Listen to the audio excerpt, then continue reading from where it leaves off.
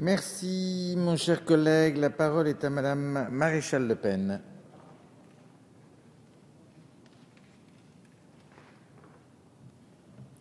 Merci, Monsieur le Président, Madame le Ministre, chers collègues.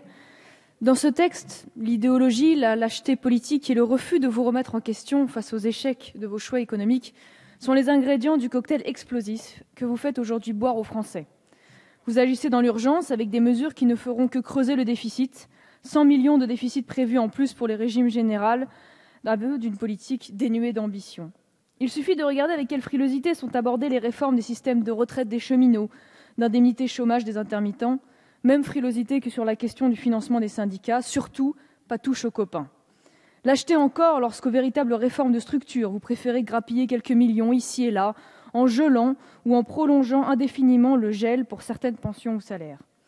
Il en va ainsi du gel des retraites pour un peu plus de la moitié des retraités. Il s'agit également du gel des pensions de retraite complémentaires versées pour les salariés et les cadres.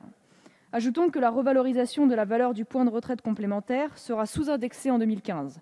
Elle sera inférieure d'1 point à l'inflation. Si cette dernière ne dépasse pas 1%, les pensions versées par l'ARCO et l'AGIRC n'augmenteront pas non plus l'an prochain, dans un contexte social où les Français réclament votre énergie prioritairement sur le pouvoir d'achat. Surprise, vous avez voté en commission le dégel de l'allocation logement familial. Mais qu'à cela ne tienne, vous prévoyez déjà le gel des prestations familiales pour le PLFSS 2015. Comble de l'absurde, vos économies sur les familles françaises pourront dorénavant financer les allocations familiales pour les enfants d'immigrés algériens, y compris ceux nés à l'étranger, comme l'exige l'Union européenne depuis avril dernier. Visiblement, le déficit de la branche famille de 2,8 milliards d'euros ne pose pas de problème quand il s'agit de soutenir la natalité étrangère. La branche maladie, dont le déficit de 6,1 milliards est de plus important, ne connaît aucune évolution positive. Pourtant, les crédits alloués au programme profitant avant tout aux étrangers ne cessent d'être réévalués, à l'instar de l'aide médicale d'État pour les clandestins, en constante augmentation. En un an, le budget de l'AME est passé de 558 millions d'euros à 600 millions. Mais les prévisions de dépenses sont constamment minimisées au vu de son coût réel. Au lieu des 558 millions prévus en 2013, ce ne sont pas moins de 744 millions d'euros qui ont été dépensés, en raison d'une augmentation de 30% en 4 ans du nombre de bénéficiaires. Alors je vous entends déjà la voix tremblante en appeler aux valeurs de la République, mais la République, ça n'est pas l'AME. Et où est la République lorsque la fraternité de notre devise devient une véritable incitation aux filières d'immigration sanitaire clandestine suite à la démission de l'État dans son devoir de contrôle? Une actualité récente révélait encore le coût de 13,7 millions d'euros dans une filière géorgienne. Dans la même veine, vous relevez les plafonds de la CMU dont les dépenses réelles sont opaques.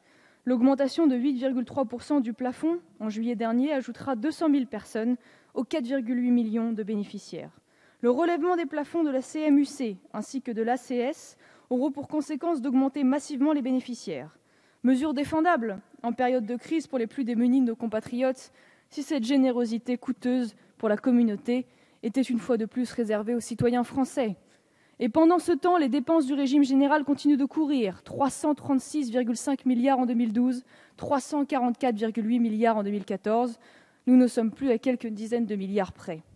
Les Français sont condamnés à remplir sans faiblir ce tonneau des Danaïdes. Étonnamment, votre rigueur budgétaire s'arrête lorsqu'il s'agit de lutter à bras-le-corps contre la fraude sociale. À chaque prestation sociale, ces fraudeurs, 141 millions d'euros de fraude détectés par la CAF en 2013, soit une augmentation de 18,7% en valeur.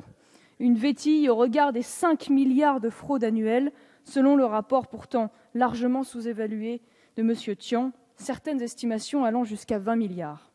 Une fois n'est pas coutume, une baisse des charges pour les entreprises est prévue dans votre texte.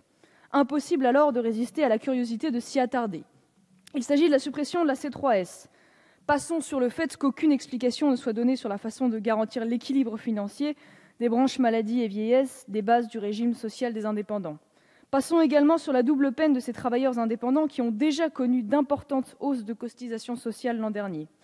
Le ministère, toujours peu enclin à l'originalité, juge une nouvelle augmentation de la TVA crédible pour compenser ce manque à gagner. C'était trop beau pour être vrai, votre exceptionnelle faveur fiscale ne bénéficiera pas, bien sûr, aux TPE, autres grands oubliés de votre politique. La C3S ne concerne que les entreprises dont le chiffre d'affaires annuel est supérieur à 760 000 euros, soit 105 000 sur 3,5 millions d'entreprises. Nous sommes très très loin des promesses tonitruantes de votre pacte de responsabilité. Nos TPE tombent comme des mouches face à la baisse des carnets de commandes, aux difficultés d'emprunt et de trésorerie, sans que vous ne sembliez prendre la mesure de la gravité de la situation, considérant en avoir déjà beaucoup fait avec vos emplois d'avenir subventionnés et votre CICE inefficace. Les Français ne sont pas dupes et la Cour des comptes est là pour rappeler à la réalité ce que vous ne seriez parvenus à berner. Les baisses avec parcimonie s'accompagneront de hausses de prélèvements, à la recherche de 16 milliards de recettes sur les 3 prochaines années. Comme vos prédécesseurs, vous continuez à refuser la chasse aux mauvaises dépenses, vous continuez à saigner les classes moyennes pressurisées. Je finis, j'en ai juste pour 2 petites secondes. Pressurisées pour remplir le puissant fond de votre politique d'assistanat et d'immigration coûteuse, payer les pots cassés d'un modèle économique catastrophique qui ne crée plus de richesse, mais gère la pénurie.